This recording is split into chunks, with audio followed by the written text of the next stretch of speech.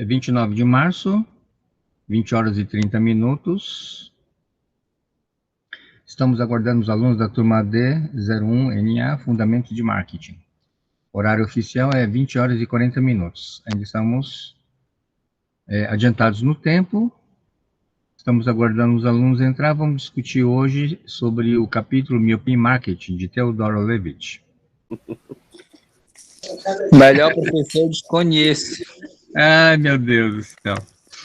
Pessoal, é o seguinte, vamos passar um pente fino no artigo, tá? Tá legal? Ok? Ok. Deixa eu compartilhar aqui com vocês o artigo, alguns pontos que são bastante importantes, tá? Vocês conseguem ler aqui? Dá para ler? Tá compartilhando ou não? Sim. Tá compartilhando, sim. Theodore Ok. Levitt. Ok, miopia de marketing ou miopia em marketing, né? Theodore Levitt é professor de administração de empresas na Escola de Administração de Empresas da Universidade de Harvard e autor de numerosos artigos de administração, inclusive desse clássico da literatura Miopia em Marketing, publicado originalmente na Harvard Business Review, julho e agosto de 1960. Portanto, tem quantos anos? Esse artigo tem quantos anos? Hein? Nós estamos em 2021. Quanto? 61. 61 anos. Ainda me lembro, lá se vão quase 30 anos, do orgulho e da emoção que senti ao ganhar do professor Levitt um exemplar devidamente autografado do seu livro Innovation Marketing, em que o autor reproduz esse artigo. Eu considero Levitt o maior de todos os teóricos de marketing, junto com Jerome McCarthy. Jerome McCarthy é o que fez os 4 Ps, né? Igor Ansoff e o behaviorista John Howard, um dos precursores e idealizadores dos conceitos que nos fundamentam até hoje. Seguiram-se Harper Boyd, Peter Drucker, que é o guru da administração, né? Philip Kotler, que é o pai do marketing, que é o livro que nós estamos estudando, David Kurtz e Al Rice. Quando eu estive com o professor Levitt, após assistir uma de suas aulas, me ocorreu perguntar qual teria sido o exemplo mais impressionante de soluções encontradas pelo marketing. A sua resposta foi a intuição de alguns empresários que, a despeito de todas as teorias, conseguem um enorme sucesso, cabendo a nós, depois, tentar entender as razões de forma a permitir a sua repetição. Eu esperava que a sua resposta viesse de um exemplo de miopia, mas só depois eu percebi que ele se referiu à visão. O artigo Miopia em Marketing trouxe uma nova abordagem que definitivamente mudou a maneira de pensar e que, ao lê-lo, certamente, cada um encontrará observações aplicáveis ainda hoje no seu ramo de negócios. Quando eu pergunto em sala quem conhece o conceito miopia de marketing, muitos dedos se levantam. Esses se abaixam quando a pergunta a seguir é quem havia lido o artigo na íntegra. O artigo traz mais do que um conceito do ramo de negócios, e sua leitura relativamente extensa revela sempre um novo detalhe.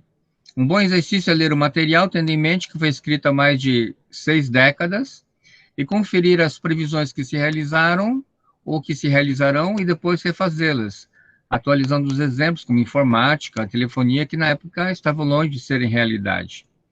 Encontrar o artigo em meio eletrônico, dada a data da sua publicação original, foi impossível. Coloquei um bocado de esforço para capturar, revisar, formatar, disponibilizá-la para sua leitura, arquivo e releitura nessa ordem.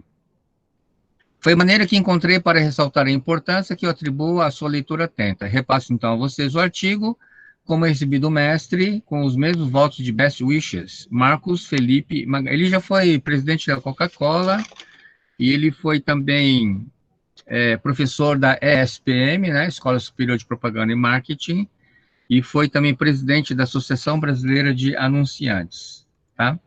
Eu queria pedir para alguém ler o primeiro parágrafo. Quem pode ler o primeiro parágrafo? Vocês estão vendo aí? Tá dando para ler?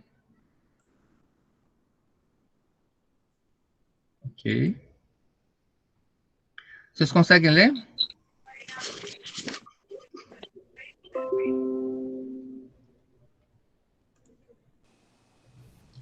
Todo Ok. setor de atividade importante já foi, em alguma ocasião, um setor de rápida expansão. Alguns setores que agora atravessam uma onda de entusiasmo expansionista estão, contudo, sob uma ameaça de decadência. Outros, tidos como setores de rápida expansão em fase de amadurecimento, na realidade pararam de crescer. Em todos os casos, a razão pela qual o desenvolvimento é ameaçado, retardado ou detido não é porque o mercado está saturado, é porque houve uma falha administrativa.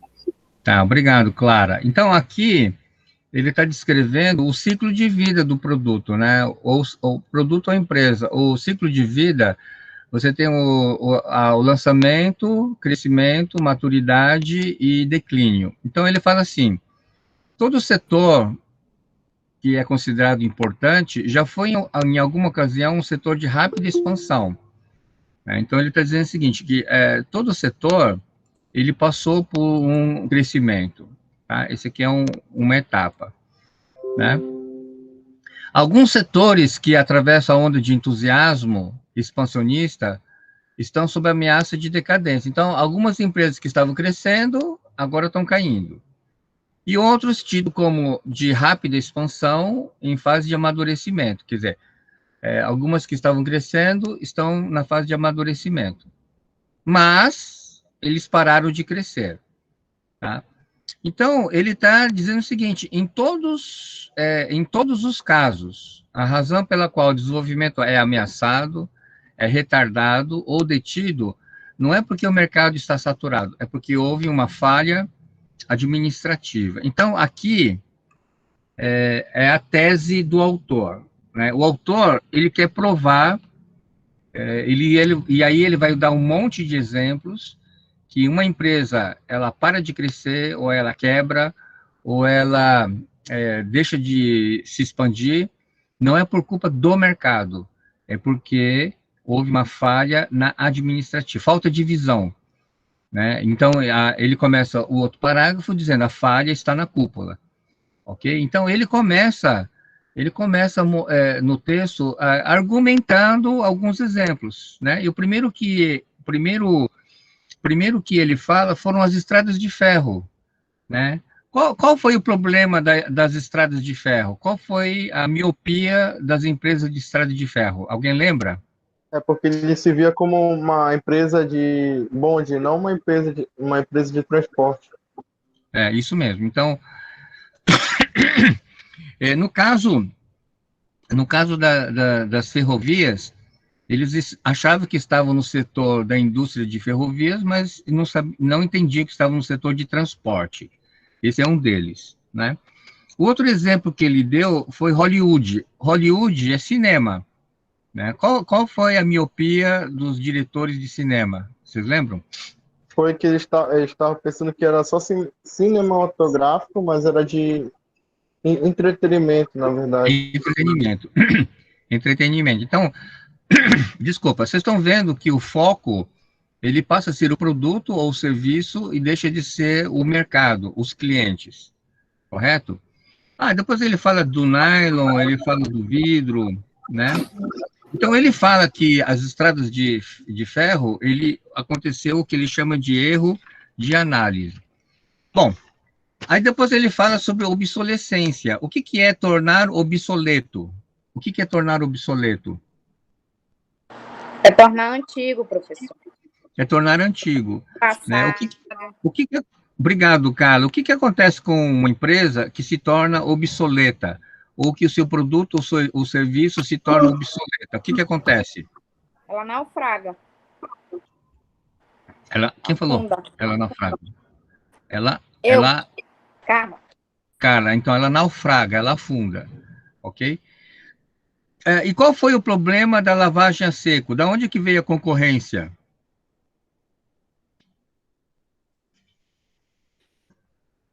Da onde que veio a concorrência? Do modo como se lavava com aditivos químicos e mais uma coisa que eu esqueci. O problema da lavagem a seco é que a concorrência não veio de uma técnica melhorada de lavagem, mas que a indústria têxtil havia utilizado produtos sintéticos. E esses produtos sintéticos não tinha necessidade mais de lavagem a seco. Então, ele está dizendo que a ameaça não vem só do setor, mas vem do próprio segmento, né, da clientela, ok? Ele fala sobre energia elétrica, e ele coloca uma série de previsões que não aconteceram. Vocês lembram qual foi uma previsão que não aconteceu? A pilha. A pilha substitui a energia elétrica. Então, ele disse que haveria uma pilha química, o pessoal guardaria essa pilha, e com essa pilha, o pessoal iria substituir a energia elétrica. Isso não aconteceu, né? Ok? Beleza. Qual foi o problema aqui das mercearias? As mercearias. Qual foi a miopia do setor das mercearias? Porque eles não tavam, eles jogaram, tipo assim, a bandeira, né? Eles não estavam nem aí para a competição, se achavam os melhores, os superiores, que nunca que o cliente ia querer ir lá do outro lado da cidade para poder ir no supermercado e tudo mais. Legal, beleza. Eu vou compartilhar aqui, eu vou pedir para uma pessoa ler um trecho, ok? Só um minutinho.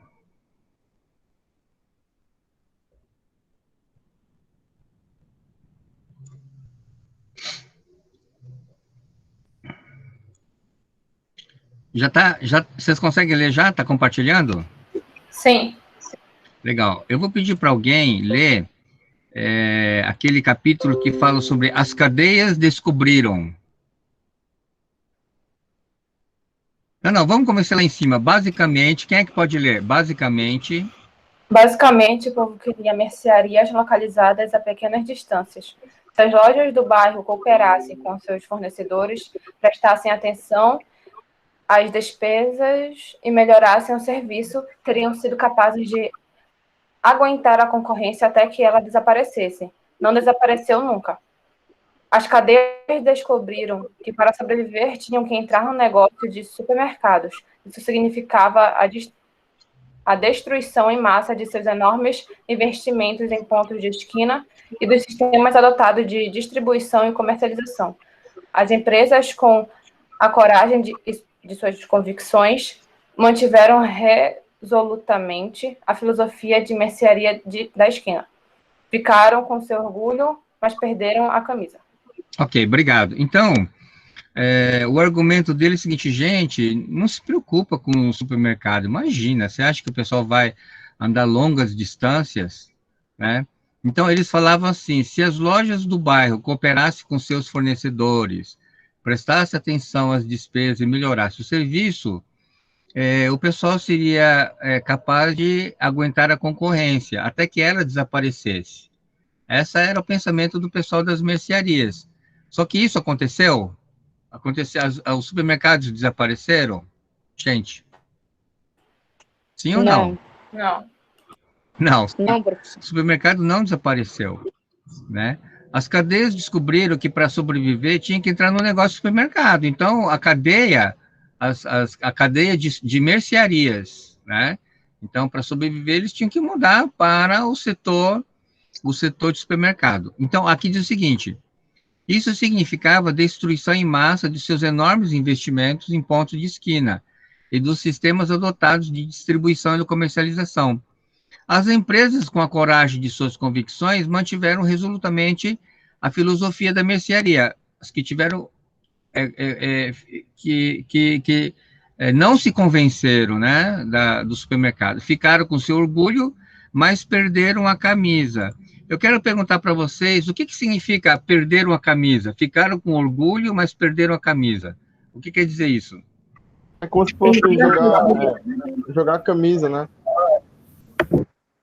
É perder, né? Não tá nem aí. Hã? Jogar a toalha branca, jogar a toalha branca e se render. Se renderam. Legal. Mas o que significa isso na prática? Eles subestimaram o adversário. Sim, e aí, o que aconteceu? Aí eles ficaram com orgulho. Eles ficaram com orgulho, mas perderam a camisa. O que quer dizer perder a camisa? Eles perderam a credibilidade com o cliente? Pode ser. Na verdade, eles perderam o mercado. Perderam a camisa, eles perderam o mercado. A fatia do bolo que eles tinham, eles perderam. Porque o supermercado abocanhou. E isso aconteceu no mundo inteiro, né? Se bem que hoje está tendo um movimento reverso das voltas das pequenas mercearias. Mas mesmo assim, o supermercado domina, né? Pouca gente está comprando em mercearia. A maioria compra realmente em supermercados. Tá legal? Beleza. Aí, da próxima, ele fala sobre o ciclo. O que quer dizer ciclo? Ciclo. Da ideia de quê? Ciclo. Algo que se repete? Algo que se repete. Legal. O que mais? Ciclo. Da ideia de quê? Ciclo. Que é contínuo? Ciclo é uma coisa que é contínua. Legal. O que quer dizer autoilusório? O que quer dizer autoilusório? Uma coisa que a gente próprio cria. É como se a gente imaginasse uma coisa e ela fosse real. Ok, legal. Autoilusório. Legal, beleza. É o que está acontecendo em algumas pessoas, né? Negando que o coronavírus não existe.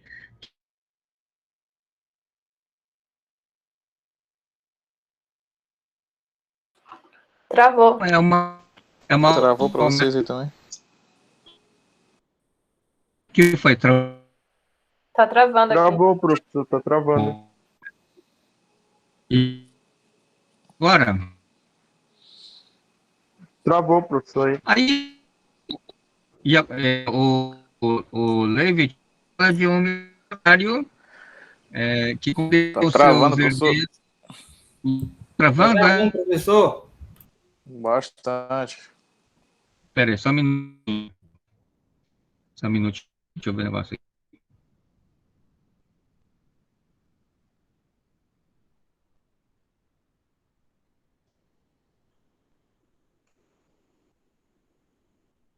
E agora, melhorou ou tá a mesma coisa? Melhorou. Alô? Melhorou. Melhorou? Tá, é que tem hora que fica instável. Então, ele conta a história de um milionário que fez os herdeiros perderem todo o dinheiro. Qual foi o problema desse milionário? Ele investiu em tudo nos bondes. No investimento em bonde elétrico. Ele falou que os herdeiros deveriam investir em ações, em títulos dos bondes elétricos, né, que jamais iria ter outro produto melhor do que os bondes elétricos. E a galera perdeu todo o dinheiro. Ele fala aqui no artigo que tem 4 condições para acontecer o ciclo autoilusório. Bora ler aqui? Eu vou compartilhar aqui, eu vou pedir para uma pessoa ler para a gente, tá? Só um minutinho.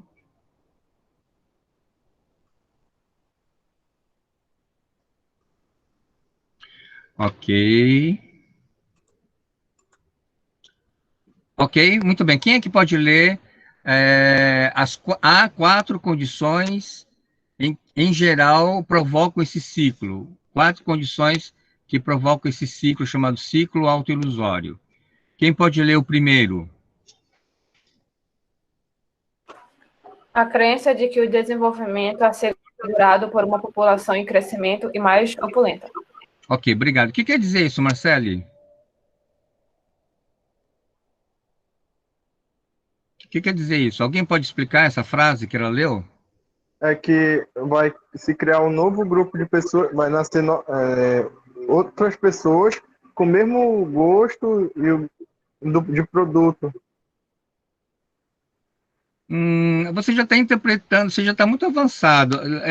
Vamos interpretar o que o autor está querendo dizer. Ó, a crença de que o desenvolvimento é assegurado por uma população em crescimento e mais opulenta. O que quer dizer opulenta aqui? Com gosto mais refinado? Não, opulenta aqui quer dizer mais rica, mais rica. Ele está dizendo o seguinte, olha, eu vou me dar bem porque eu tô no mercado que a população está crescendo pra caramba. E além de estar crescendo, está ficando mais rica. Então, isso não te dá uma sensação de segurança? Dá ou não dá? Sim. Hein, pessoal? Não, porque Isso tem dá uma mais sensação- capital, as pessoas estão Então, mais isso dá ricas. uma sensação de segurança. Eu estou no mercado que está crescendo e o pessoal está ficando mais rico. Então, essa é a crença número 1. Quem pode ler o segundo, por favor? Quem pode ler o A segundo? crença de que a de que não há substituto que possa concorrer com o principal produto da indústria. Ok, obrigado. O que quer dizer essa segunda frase que o Gaia leu? Quer dizer o quê? Achar que só o meu produto vai vender? Mas Professor, ele se Subestimar a achava, concorrência. É insubstituível, né? O produto da pessoa. que mais? Ei, Carla, o que você estava falando? é isso que o Fernando falou, eles se achavam insubstituível. A crença de que não há substituto. Eu tenho o melhor produto do mundo. Então, acompanhe esse ciclo. Primeiro, o meu produto está no segmento que está crescendo para caramba e as pessoas estão ficando ricas. Segunda crença, eu tenho o melhor produto do mundo, o meu produto é insubstituível. Entendeu? Então, isso está gerando o chamado ciclo autoilusório. Terceiro, quem pode ler? Terceiro. Fé exagerada na produção em massa e nas vantagens na queda rápida dos custos unitários à medida que aumenta a produção. Ok. O que quer dizer isso? Hein? Alguém pode explicar o que o Fernando acabou de ler? É que quanto mais produzir, né, menor vai ser o custo. Isso vai me tornar um produto competitivo no mercado, que é uma das vantagens. É isso aí. Então eu estou no mercado que está crescendo para caramba, as pessoas estão ficando ricas. Eu tenho um produto que não tem substituto, o meu produto é o melhor produto do mundo. E terceiro, eu estou num segmento de produção que quanto mais eu produzo, mais ele fica barato. Quanto mais eu produzo, mais ele fica barato, então mais eu vou vender, mais eu vou ganhar dinheiro. E a quarta condição, quem pode ler, por favor?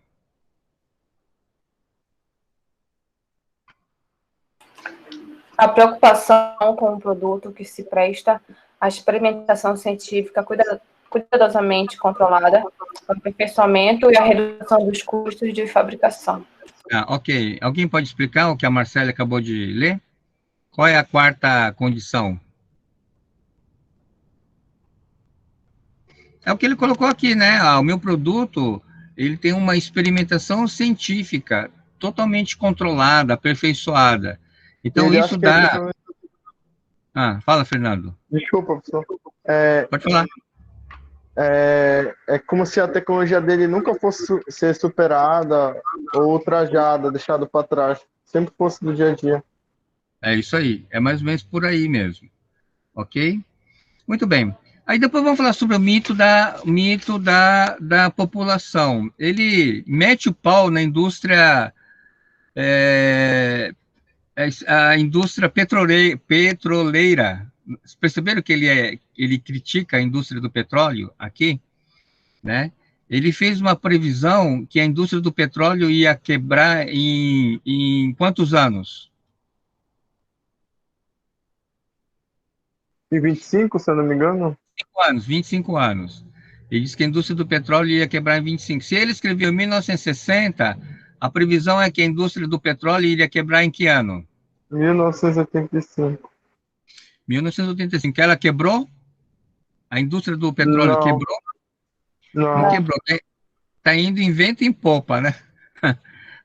Mas eu acho que agora, não sei se vocês perceberam, as grandes indústrias automobilísticas estão investindo em tecnologia limpa, né? Estão desenvolvendo carros elétricos, estão desenvolvendo automóveis híbridos, né? O que é um carro híbrido? Alguém carro andou no carro elétrico ou híbrido? gasolina? Alguém já andou no Prius? Quem foi que andou no Prius aqui? Acho que foi a Cris, né? Cris, foi você que andou no Prius, é? Oi, professor, sim. A Cris é muito chique, né? Credo, andou no Prius. E Cris, você é muito chique aqui na sala, né? Hein, Cris? Não, professor, não sou eu que tenho, não. Nossa, Conheço Cris, quem tem, mas não sou eu que tenho. Ei, Cris, você é muito chique, né? Hein, pessoal? Quem dera, professor, futuramente. Ei, pessoal, a Cris é a aluna mais chicona da sala, é? Você é a mais chicona? Note. Quem é a mais chicona aqui na É, sala? é a irmã do Chicão, ela é Chicona. Quem é a mais, quem é a mais chicona aqui E, na professor, sala? Quem é? ela é ela, professor, é a mais burguesa daqui, é ela. Só quer fazer Ah, a capa. Porque Ai, Lucas, vai dormir. e Cris, então você que é mais chique, Tô que é mais assistindo a chicona, aula. né? Longe disso, professor. Ah, legal. Pessoal, vocês lembram, aqui tem, ele está falando do petróleo, né? O petróleo, o óleo cru era usado como medicamento. Vocês acreditam num negócio desse? Óleo sim, cru, aí depois, lampião a querosene. Alguém já viu isso? Lampião a querosene? Hein? já. Aí depois veio o Edison, né? Edison inventou a lâmpada. Aí depois nós tivemos aquecedores de ambiente. Aí o motor de combustão interna. Então ele está falando o seguinte: a indústria do petróleo só sobreviveu graças aos outros, graças às outras Eles invenções. contaram muito com a sorte, né, professor? É o que ele fala aqui, né? Ele fala aqui, tá? Professor, agora me gerou uma dúvida. Por exemplo, se eles contrataram outras pessoas para fazer essa tecnologia sem dizer que é deles, e criar essa tecnologia, isso não ia fazer com que o mercado de petróleo ele subisse as ações deles? Com uma forma estratégica. Não, mas de uma certa forma, Fernando, isso aconteceu. A indústria petrolífera é uma das indústrias que mais cresceram. Agora, eu, sinceramente falando, a gente sempre tinha a ideia de que a maior fonte de petróleo era na Arábia Saudita, né? As maiores fontes. Você sabe onde é que estão as maiores fontes de petróleo do mundo hoje? Vocês sabem? Se eu não me engano, é na Venezuela, né? Não, ixi, Venezuela Não, está é aqui na Amazônia. É aqui na mal. Amazônia. Pessoal, Ou na Marinha Azul, né? pessoal, a indústria do petróleo mais poderosa do mundo é nos Estados Unidos, entendeu? Eles descobriram um petróleo, não sei se é de xisto, um outro tipo de produto, e os Estados Unidos investiram bilhões de dólares na indústria petroleira. Então, a Venezuela, ele tem uma fonte muito grande, só que a Venezuela, na época do Hugo Chávez, né, e antes dele, aquele outro lá, Hugo Chávez, depois o Maduro, eles fizeram uma política muito populista, né, por conta do petróleo, a fonte de petróleo na Venezuela era muito rica, só que eles pegaram toda a grana que eles tinham, a fonte de bilhões de dólares, fizeram políticas populistas para conseguir o apoio da população e não investiram em novos postos de petróleo. Então, hoje, a Venezuela está numa crise violenta, ok? Uma crise violenta. A gente está acompanhando, vocês estão acompanhando, né? Ok? Sim. Pessoal, esse negócio de indústria do petróleo é um negócio muito interessante. Na década de 70, nós tivemos uma crise no petróleo, na década de 70, ok? Então, os japoneses, porque o Japão é um país que tem um planejamento muito grande. Então, o que o Japão fez? Eles viram que iria faltar matéria-prima para a siderurgia deles, né?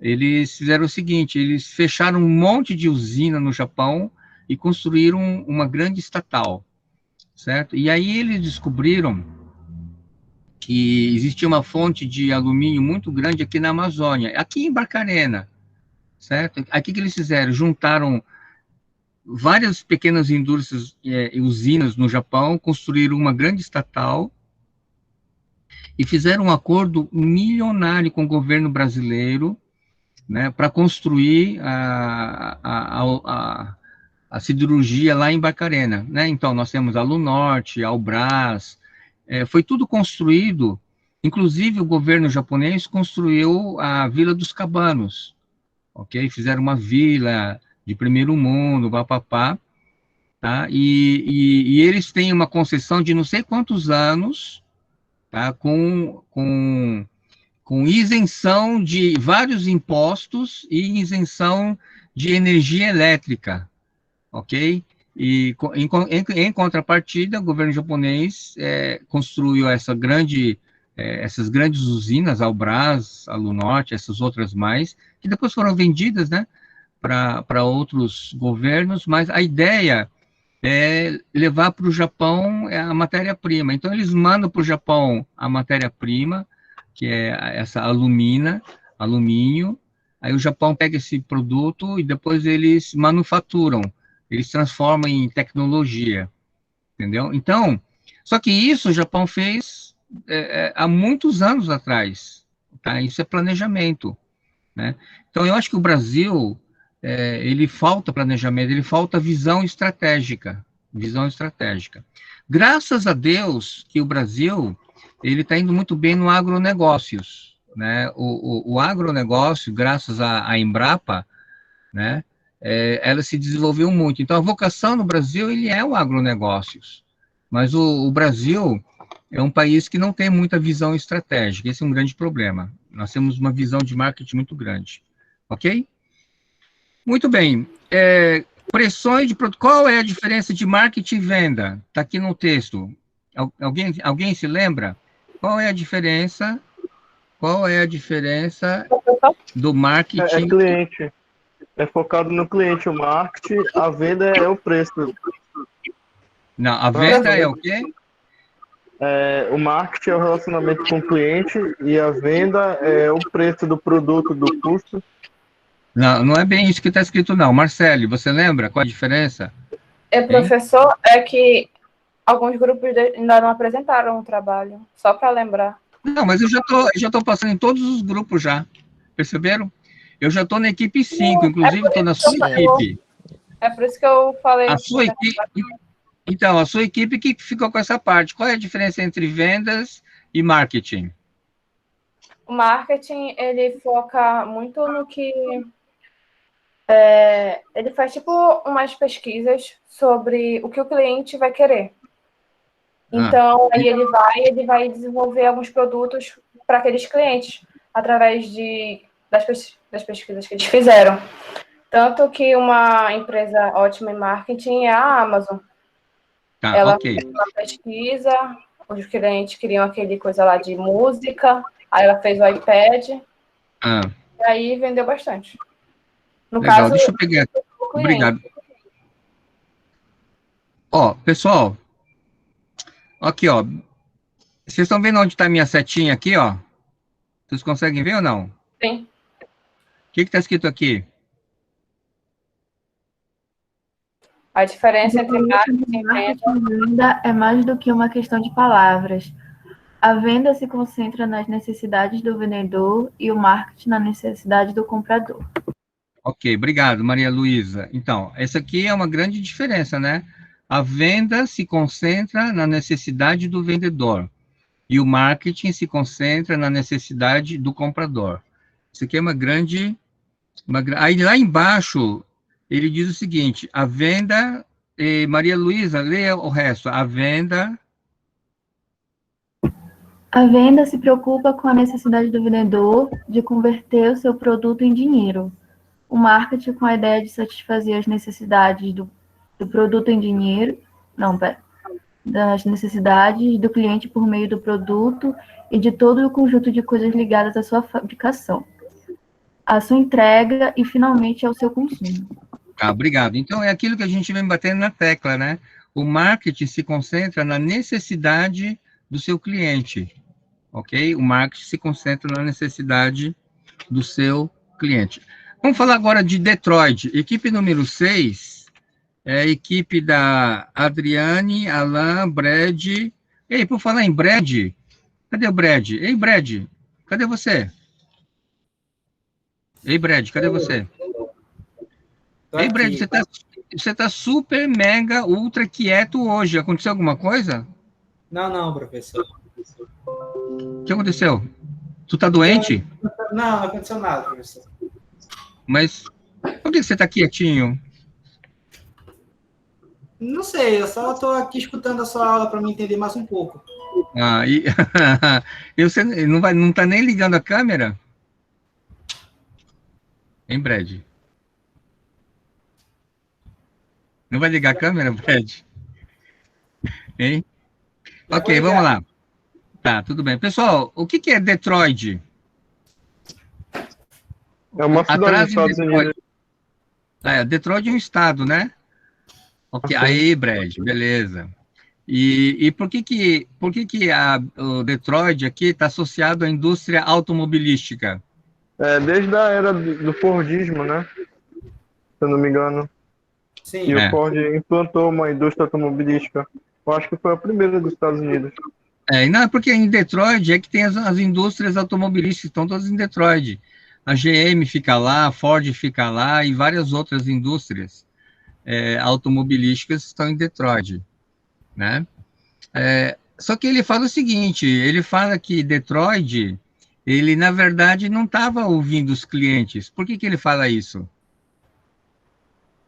Porque estava sendo uma produção em massa, focada no Não, produto. Poderia falar? não. Fazendo um carro mais, assim, esportivo, mais elaborado, digamos assim, elaborado, mas a população queria um carro mais simples. Não Não era estava bem... atendendo às necessidades da população, do cliente, não é isso? Como eram os carros americanos de antigamente? Vocês lembram? Dos Era filmes? tudo carro preto, né? Sim. Vocês O carro estão, não, preto, vocês de estão, trás, pera lá. Vocês estão adiantando o Ford. A gente não está falando do Ford, a gente está falando dos carros. Né? Lá em cima, atrás em Detroit, ele fala que entraram carros compactos. Que carros compactos são esses? Ele não fala no texto, mas são os carros japoneses. Certo? Os carros japoneses. Porque, assim, ele escreveu na década de 60, foi nesse período que começou a ter a crise do petróleo, aí o americano ele já queria carros mais econômicos, e não carros tão grandes ou luxuosos. Então, eles começam... Você sabia que durante muitos anos, nos Estados Unidos, o carro mais vendido nos Estados Unidos era um carro japonês? Vocês sabiam disso? Não sabia. E os americanos ficaram muito chateados. Que história é essa, pô? Nós que inventamos a linha de produção, nós que inventamos aqui, teoricamente, os automóveis, como é que o carro mais vendido nos Estados Unidos... Você sabe qual era o carro mais vendido nos Estados Unidos? Não. Você sabe me dizer? Não. Era um carro japonês. Era o da Toyota, professor? Não, da Honda. Da Honda. Da Toyota? Da Honda. Carro da Honda. Civic. Não, acima do Civic tem um carro chamado Accord. Alguém já viu esse carro? Já ouvi falar. Já, sim, professor. Accord. Quem tiver curiosidade, entra no site aí. O Honda Accord foi o carro mais vendido nos Estados Unidos.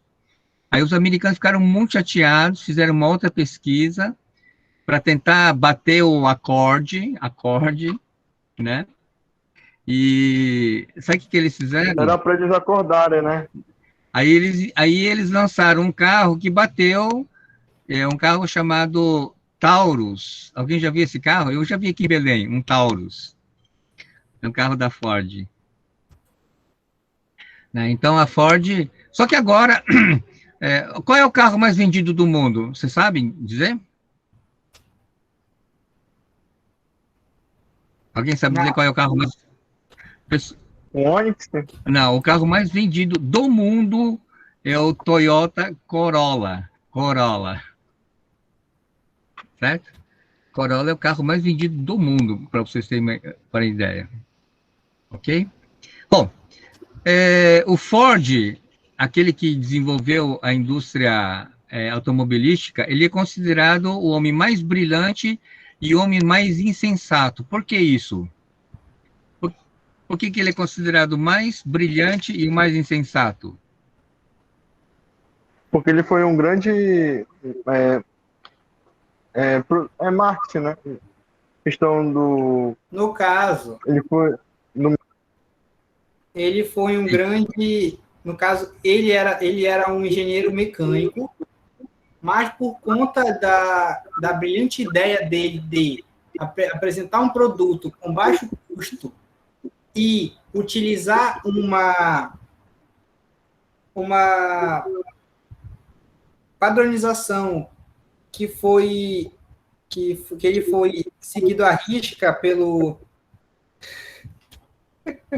Desculpa, professor, estou muito nervoso. Mas vamos lá.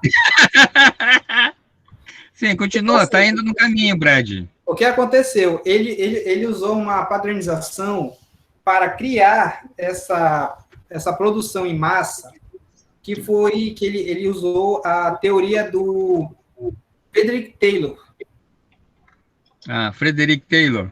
Sim, o que ele fez? Ele desenvolveu com isso uma tecnologia avançada na época dele, que foi a criação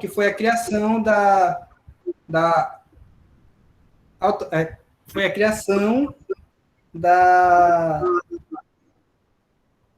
Ford, que barateou o carro. Sim, que barateou o custo da Ford pelo simples fato que ele conseguia fazer um carro em 98 minutos, e também ele usou a técnica do Taylor, que é dar ao seu empregado um salário bom, que naquela época era $5 ao dia, e utilizar maneiras de baratear o custo do carro. Por isso que os primeiros carros que ele apresentou foi carro preto, porque o carro preto naquela época era a tinta que eles usavam era com carvão, se eu não estou enganado, e foi, nesse caso, o primeiro carro que ele montou foi o Ford T. Ok, beleza. Então, a gente pode simplificar da seguinte forma. Por que ele foi considerado brilhante? Porque ele desenvolveu a linha de montagem, certo? Ele desenvolveu a linha de montagem e barateou o carro. Por que ele foi considerado insensato? Porque ele só queria fazer carro preto. E o Theodore Levitt, ele fala que a gente homenageia ele pelo motivo errado. Ele fala assim, a gente homenageia o Ford porque ele inventou a linha de produção. Mas não, o Ford, ele era um gênio em marketing. Por que ele fala isso? Porque ele primeiro pensou no consumidor. E aí ele falou assim, eu quero popularizar o carro, eu vou vender o carro a $500.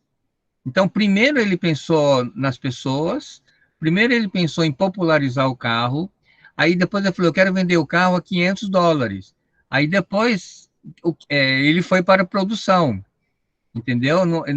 O carro não ficou barato por causa da produção, é o contrário.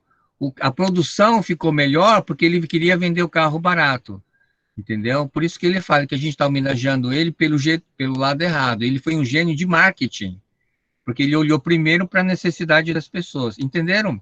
Ficou claro isso para vocês, pessoal? Sim. Tá? Sim. Ok, então vamos lá. Sim, depois tem uma parte que ele fala sobre destruição criativa. O que é destruição criativa? O que é uma forma de saber que um produto ele tem uma data de validade no mercado. Aí é preciso que esse produto ele seja numa forma destruído, né? Mas para se criar um outro produto. Mas só que esse produto tem que ser destruído de uma forma bem eficaz. Ok. Então, ele está querendo quebrar aqui exatamente esse paradigma, né? A miopia é você dizer, eu tenho o melhor produto do mundo. Então, ele fala assim que, às vezes, nós precisamos destruir isso, quebrar, para que a gente possa ter um produto que possa atender a necessidade do mercado. Aí, depois, ele faz uma crítica dizendo que o marketing ele teve um tratamento de enteado. O que é um enteado? Galera, o que é um enteado?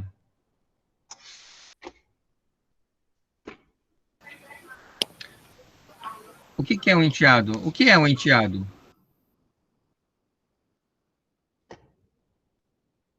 Você tem um filho legítimo e você tem um filho enteado, né? Qual é a diferença? Qual a diferença do filho legítimo e do filho enteado?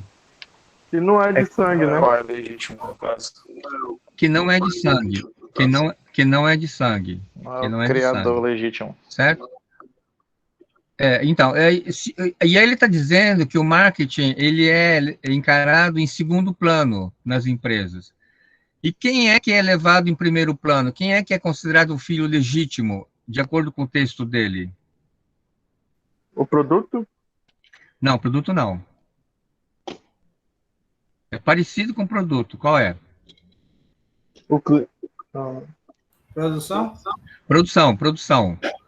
Produção. Então, o Brad acertou aí. Então, a produção que nas empresas são consideradas o filho legítimo, eles dão prioridade, né? Tanto é que faz parte de um dos ciclos do autoilusório, né? Que você tem, se você aumentar a produção, você diminui o custo, então você sempre vai ter mercado, ok? E aí, bom, ele termina, só um minutinho, peraí.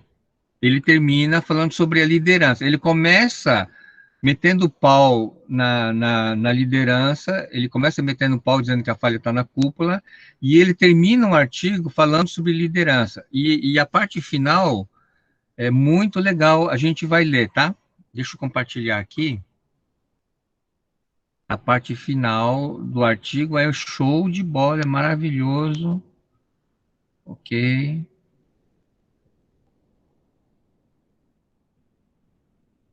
Ok. Sensação de profunda grandeza. Quem é que pode ler, por favor?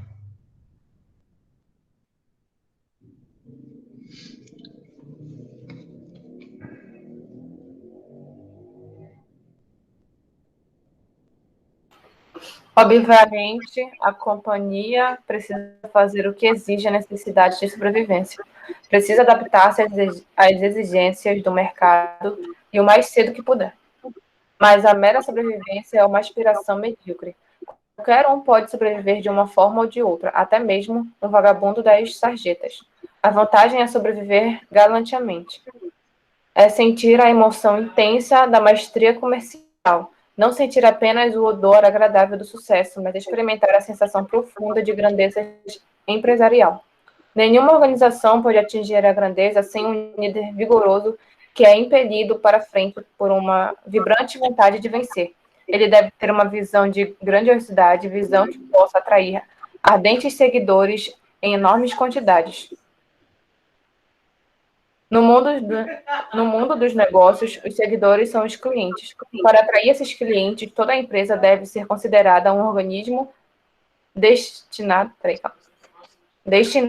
a criar e atender a clientela. A administração não deve julgar que sua tarefa é fabricar produtos, mas sim proporcionar as satisfações que angariam clientes. Deve propagar esta ideia e tudo o que ela significa e exige, por todos os cantos da organização. Deve fazer isso sem parar, com vontade, de forma a excitar e estimular as pessoas que nelas se encontram. Se assim não for feito, a companhia não passará de uma série de compartimentos sem um fortalecedor senso de objetivo e direção. Ok, obrigado. Ok, obrigado. Outra pessoa para terminar, por favor. Em resumo, quem pode continuar? Em resumo, a organização precisa aprender a considerar sua função, não a produção de bens ou serviços, mas a aquisição de clientes, a realização de coisas que levarão as pessoas a querer trabalhar com ela. Ao próprio dirigente máximo cabe obrigatoriamente a responsabilidade pela criação deste ambiente. Deste ponto de vista, desta atitude, desta aspiração, ele próprio deve lançar o estilo da companhia, sua orientação e suas metas. Isso significa que ele precisa saber exatamente para onde ele mesmo deseja ir, assegurando-se de que a organização toda esteja entusiasmadamente ciente disso. Este é um dos primeiros requisitos da liderança, pois, a menos que ele saiba para onde está indo, qualquer caminho o conduzirá a esse local. Se servir qualquer caminho, então o dirigente máximo da empresa pode muito bem arrumar sua pasta e ir pescar. Se uma organização não souber ou não tiver interesse em saber para onde está indo, não precisa fazer propaganda desse fato com um chefe protocolar. Todos perceberão depressa. Ok, obrigado, Vitória. tá? Essa última parte, ele exalta muito a questão do líder, que o líder deve saber para onde ele quer, e todo mundo tem que saber a mesma coisa, onde o líder está querendo chegar. E ele faz alusão a um trecho do livro chamado Alice no País das Maravilhas, escrito por Lewis Carroll, né?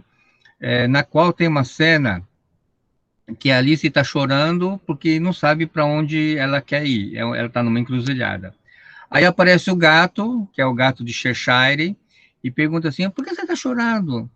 Aí ela fala, eu não sei qual caminho eu devo tomar. Aí o gato pergunta, para onde você está indo? Ou para onde você vai? Aí ela responde, não sei. Aí o gato fala, então tá fácil, se você não sabe para onde você quer ir, qualquer caminho serve. Tá? Então eu acho que o Levitt deve ter tirado um trechinho do livro do Alice no País das Maravilhas, né? Se você não sabe para onde você quer ir, qualquer caminho serve. Eu pergunto para vocês esta noite, vocês sabem para onde vocês querem ir? Sim. Hein, galera? Você sabe? Murilo, você sabe? Pra França. Hein? Você sabe, Murilo? Achei que fosse pra Itália, Murilo. A gente faz um tour, entendeu? Pela Europa. E aí? Pessoal, levanta a mão para quem é que sabe para onde está indo. Levanta a mão. Uma pessoa, uma pessoa, duas, Ninguém três. sabe para onde está indo. Ninguém, você não sabe, Brad, para onde você quer ir? Eu não. Você não sabe? Amigo, se tu não sabe... Então, aí a questão é, se você não sabe para onde você está indo, qualquer caminho serve. Se você não sabe para onde você quer ir, qualquer caminho serve. Ok? Então fica aqui a reflexão para vocês, tá? Essa noite. Para onde vocês querem? Aonde vocês querem chegar? Né? Ah, sim, entendi o que você quer falar. Nesse caso, sim, eu tenho coisa. Bom dia, Brad. Assim. Você entendeu, Brad, agora? Sim, entendi. Tá? Então, você tem que saber para onde você quer ir. Tem que estabelecer metas. Se você não sabe, né? Sim, ok? sim. Beleza? Pessoal, valeu. Tá? Ok. Valeu. Então tá. Eu vou fazer a chamada, aí depois, amanhã a gente se encontra novamente, tá? Ok. Beleza, Creuza. Adriane Rodrigues, Alan Carlos, Estou aqui. Ana Carolina, Presente. Ana Kelly, Presente. Anderton, Anne Caroline, Presente. Arthur do Carmo, Bianca Farias, Presente. Brad de Nazaré, Eite! Breno Lucas. O Breno tá aí, né, Breno? Sim, você respondeu no chat aí. Ok, beleza, obrigado. Bruno Miguel, Cássio Oliveira, Presente, professor. Karina dos Santos, Presente, professor. Carla Vitória, Presente. Cristiane Borges, Presente, professor. Clara Laiana, Burguesa. Presente, professor. Douglas Santos, Fábio Correia, Felipe Noronha, Fernando Leandro, Presente, professor. Fernando Veiga, Francisca do Socorro, Presente, professor.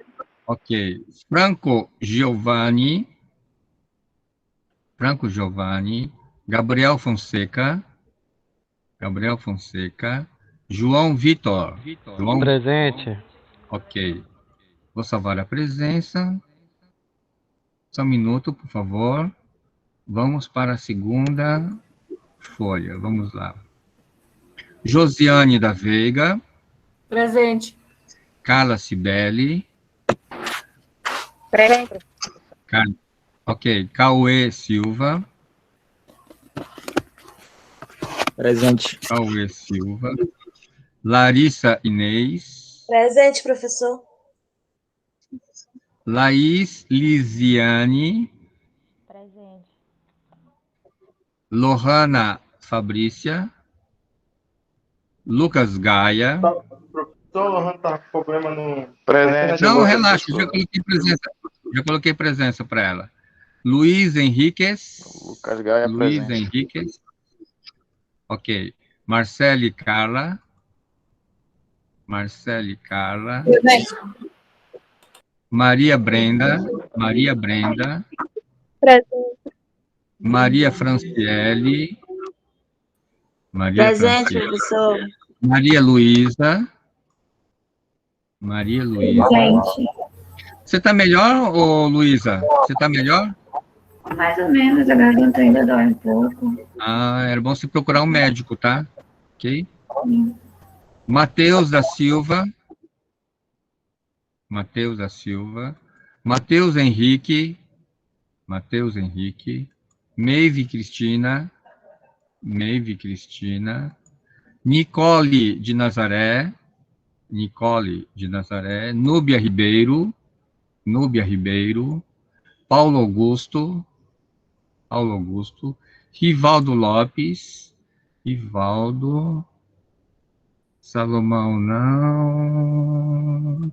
Samela. Samela. Sérgio Murilo. Sérgio Murilo. Presente. Wagner Muniz. Wagner Muniz. Presente, professor. Wellington Henrique. Wellington Henrique. Não. Salvar a presença. Ok. Ok. Ok. Ok, pessoal. Então tá. Eu me despeço de vocês. Amanhã a gente se vê. Vocês querem continuar conversando aqui? Deixa eu tirar a gravação. Professor, essa atividade de